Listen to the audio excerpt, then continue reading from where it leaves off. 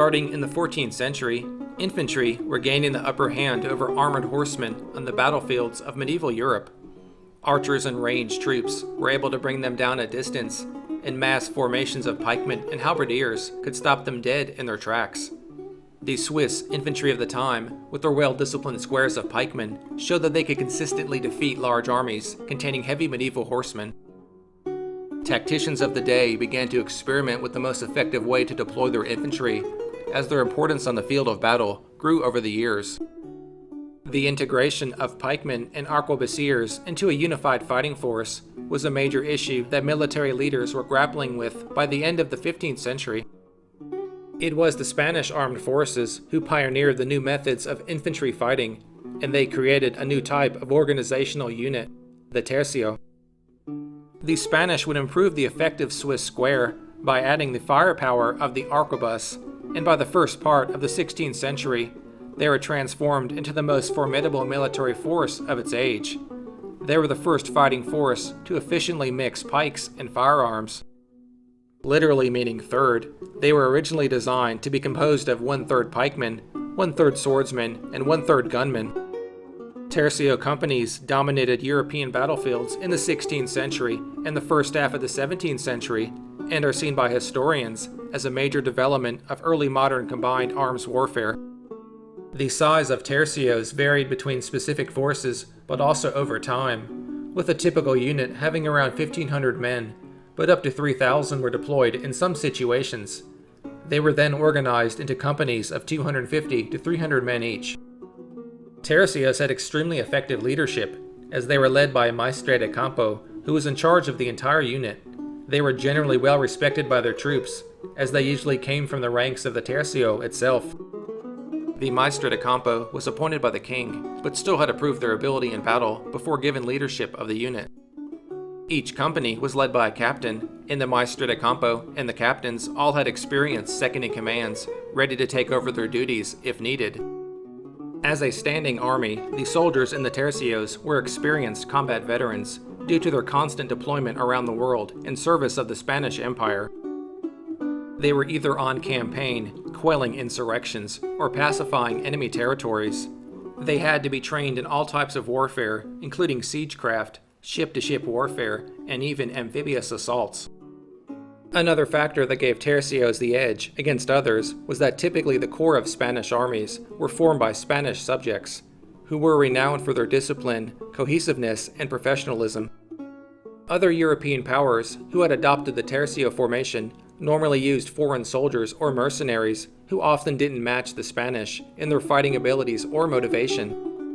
Logistically, the tercios had a relatively light footprint, allowing them to move all over Europe fairly quickly. Much of their success is in fact due to their mobility at a strategic level.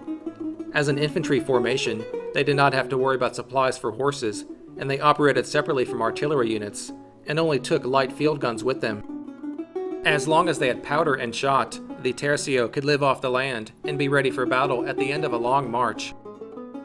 Tactically, what also made them so effective was that they combined traditional warfare strategy with the newest weapons of the time.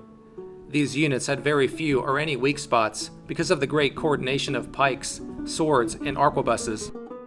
The pikemen would protect the other soldiers within the unit from enemy cavalry or infantry charges. The swordsmen would be placed near the pikemen in case the unit was reached and close-range combat was needed. The gunmen were positioned to attack and harass hostile units. Also, they were used to degrade the effectiveness of enemy pike squares, diminishing their capacity to resist offensive attacks. As the firearm rose in prominence, the use of swordsmen declined and were phased out in the coming centuries. Eventually, Spanish commanders also solved major problems that plagued the effectiveness of using gunmen in battlefield formations. Both the arquebus and the later muskets were highly inaccurate, and only massed volley fire could be effective. Also, the rates of fire were agonizingly slow, as getting off 1 round per minute was considered a good rate. Gunners simply could not shoot accurately enough and fast enough to stop a charge of enemy infantry. To combat this issue, Spanish commanders imposed strict fire discipline. Gunmen were formed up in depth and trained not to fire without orders. The procedure was for the first rank to deliver a single-massed volley on command, and then retire to the rear to reload. The second rank would then step forward, aim, fire on the order, and retire, and so on as the Tercio could deliver volley after volley against an advancing formation of enemy troops. By 1590, the Spanish were able to maintain a constant rate of fire by rotating ranks of gunmen through one another. In battle, the Tercios were generally more maneuverable and had more extensive skirmishing abilities than other pike and shot formations. Their companies could maneuver independently in battle, with later versions of the Tercios having up to 4 blocks of mangas. Mangas were a detachment of 100 to 400 men that were more mobile than the regular Tercio formations. They would detach themselves from the main Tercio force to harass enemies and keep them engaged in combat. Mobile formations of Spanish arquebusiers, reorganized to the flanks, were decisive at the Battle of Pavia in 1525 against the Kingdom of France. The highly effective Spanish gunmen caused tremendous casualties to the French forces, which were virtually annihilated during the battle. The victory led to the rise of Spanish Habsburg domination in Italy. Even in defeat, the skill of the Spanish Tercio won them fame and admiration throughout Europe. During the siege of Castelnuovo in 1539, about 4,000 Spanish defenders were attacked by 50,000 soldiers of the invading Ottoman Empire. After weeks of valiant resistance, the walled town was eventually taken by the Ottomans. However, the Ottomans suffered 20,000 deaths in the assault, while the Spanish lost almost everyone in the heroic defense against all odds. The difference between Spanish tercios and other armies using the same tactics was highlighted at the Battle of Nordlingen against Swedish-led Protestant forces in 1634 during the 30 Years' War. The 30 Years' War started as a struggle between Catholic and Protestant states, but eventually evolved over the years into a general conflict between the great European powers. At the time, the Swedish army was considered one of the strongest, if not the strongest, and most effective in Europe.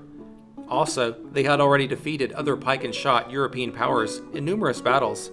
However, it was the highly trained Spanish troops that made the difference between victory and defeat. During the engagement, the Spanish would use a special tactic to reduce the effect of the powerful Swedish gunfire. When a Spanish officer would see the Swedish prepare to fire, he ordered his men to kneel and let the bullets pass over their heads, and then counterfire a volley. The Tercios withstood relentless assaults and stood their ground against the Swedish-led forces, with successful counterattacks leading them to victory. By the end of the 2-day battle, the Swedish army was completely routed. Although only a small part of the overall Roman Catholic army, the Spanish Tercios were a decisive factor in the battle. Extraordinary unit cohesion of the Spanish Tercio is another key reason for their effectiveness on the battlefield. They had a unique ability to take substantial combat losses and yet maintain unit integrity and continue fighting. At the time, it was simply unheard of for any unit to take heavy losses in an open field and not flee or surrender. This can be seen at the Battle of Rocroi against the French in 1643, in which the dominance of the Spanish Tercio was finally shattered in battle. The French skillfully outmaneuvered the Spanish cavalry and artillery and began withering attacks on the enemy infantry. Allied nations' pike and shot formations broke under the attacks and fled the field, but the Spanish tercios continued fighting. Even though the situation was dire, reinforcements were expected, so the tercios fought on, taking mounting losses until acceptable terms were offered. In the end, their battlefield casualties were over 60%, but the Spanish were allowed to orderly withdraw from the field with their standards and weapons. Even then, the defeat was mostly due to the collapse of the supporting cavalry, rather than the failure of the tercios themselves, who had fought valiantly in the battle. Tercios continued to win important battles for a time, even after the 30 Years' War, but they were greatly modified from their older forms. By then, improvements in field artillery and firearms had given the new linear combat style a decided advantage, pioneered earlier by the Dutch.